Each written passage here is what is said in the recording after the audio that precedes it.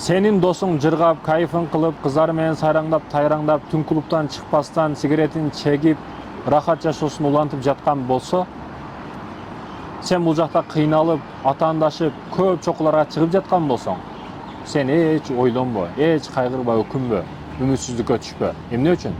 Сен ал досуң менен атаандашып аткан жоксуң. Сен анын атасы менен атаандашып атасың да.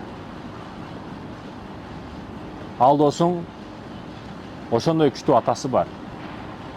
Сен ошол күчтүү атасы менен атаандашып аткан болосуң да. Ошондуктан да үмүтсүздүккө түшпө. Рахат, кайф арамдан боло турган болсо, ал сени чарчатат. Ал сени туңгуйукка түшүрүп коет, үмүтсүздүккө түшүрүп коет. Ар бир нерсенин адалы жакшы, адалдан койбосун. Ошондуктан үмүтсүздүккө түшпө, аракетиңди кыла бер. Сен ал бала менен эмес, сен аны атасы менен атаандашып атасың. Бул күчтүү айырма. Аракетиңди кыл, үмүтсүздүккө түшпө.